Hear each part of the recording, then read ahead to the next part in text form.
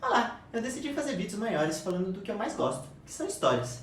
Isso aqui não é uma aula nem nada do tipo, eu só sou uma pessoa curiosa que gosta de lendas, mitos e histórias do mundo todo. E eu acho inclusive que a gente tem um acesso bem limitado às histórias, então tem muitos lugares do mundo que não chegam aqui, sabe? A gente tem que se esforçar para procurar e mesmo assim é difícil.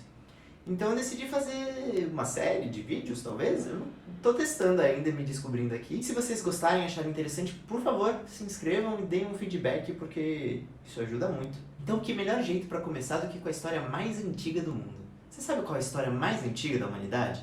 História escrita, porque histórias orais são passadas desde que a gente consegue se comunicar, né? Mas a considerada primeira obra de literatura do mundo é o Épico de Gilgamesh. Teoricamente, Gilgamesh foi o rei de Uruk, por volta de 2700 a.C. Mas o que é Uruk? Uma cidade babilônica que foi construída no ápice da criatividade suméria, tendo registros extensos de seus reis e, como já disse, de literatura. Tinha grandes muralhas que, segundo a lenda, foram construídas no reinado de Gilgamesh. E a história do rei, que era 2/3 deus, é a seguinte. Gilgamesh era um péssimo rei e abusava do seu povo constantemente de várias formas diferentes. Os deuses ouviram as preces do povo de Uruk que pedia para fazerem algo a respeito. Então eles decidiram criar um igual ao Gilgamesh. Um ser tão poderoso que se igualaria a ele. E essa pessoa é Enkidu, um homem selvagem que cresceu na natureza. Aos poucos, Enkidu foi entrando na civilização e descobrindo os feitos de Gilgamesh. Ele ficou bem pistola com isso e decidiu fazer algo a respeito. E os dois começaram a brigar. O Enkidu era muito forte, mas mesmo assim não tinha chance contra Gilgamesh. Mas depois de muito tempo no jiu-jitsu, eles viraram amigos. E o primeiro bromance da história surge. Agora, mais que irmãos, brothers, Gilga decide caçar com Baba, o monstro da floresta de cedro, com seu amigo Enkidu. Apesar de eles terem umas visões não muito confiantes, os dois vão lá e com a ajuda de Shamash, o deus do sol, eles conseguem derrotar a fera e começam o bom e velho desmatamento. Depois eles enfrentam um boi do paraíso, que foi enviado por uma deusa que não estava feliz que o Gilgamesh estava dando fora nela. Mais uma vez o bromance vence, e Gilgamesh e Enkidu derrotam o boi juntos. Mas Enkidu começa a perceber que as coisas não vão continuar dando certo.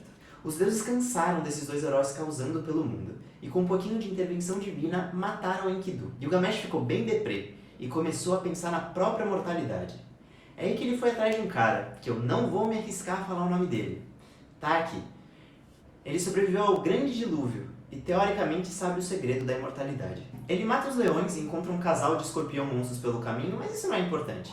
Ele tem que atravessar todo um mar da morte para chegar no Utnapishtim, e chegando lá ele fala que o Gilga está sendo otário, que ele está fugindo do destino natural de todos os mortais. Mesmo assim o Gilga não quer desistir e o Utnapishtim dá uns testes para ele. Primeiro ele fala para ficar 7 dias sem dormir e o Gilgamesh não consegue. Então o Utnapishtim fala, então amigo, se você não consegue nem ganhar do sono, como que você vai ganhar da morte? Mesmo assim, depois de todo um arco de personagem e conversas, desenvolvendo o relacionamento deles, ele acaba decidindo contar um segredo. Existe uma erva no fundo do mar que teoricamente daria juventude eterna pro Gilga. Então ele pula no mar, pega essa erva e pensa em quem usar para testar primeiro, né? Mas nisso, enquanto ele está voltando para Uruk, uma cobra vem e rouba a erva dele. Então Gilgamesh percebe a futilidade de sua missão e que tudo isso tinha sido por nada. E é basicamente isso. Gilga acaba morrendo, como é o destino de todo mortal, mas a sua história está aí, há mais de 4.000 anos. Então, de certa forma, ele alcançou a imortalidade, não é? E eu acho que tem umas coisas muito legais para se observar nessa história. Primeiro que é uma história de um herói semideus que parte em aventuras e mata monstros, como qualquer bom herói grego que a gente conhece aqui mais no oeste. Além do que é legal considerar que quase todos os deuses odeiam Gilgamesh, tirando a própria mãe e Shamash, que se mostra um bom brother do começo ao fim. É claro que dá pra ver paralelos com o Utnapishtim e a história da Arca de Noé. Tem várias histórias de dilúvios pelo mundo que foram inspirando sim em umas nas outras até chegar no que a gente conhece hoje mais popularmente. Bom, então é isso. Esse é o experimento que eu tentei fazer. Eu não sei se deu certo. Se alguém chegou até aqui, muito obrigado. Dê um like, se inscrevam e deem um feedback. Vocês gostaram? Eu pretendo fazer mais. Mês que vem é Halloween, então eu tava pensando em fazer algo mais de terror. Eu pensei originalmente em fazer um vídeo desses por mês. De repente eu consigo fazer mais que isso. Mas então é isso. Tchau, tchau!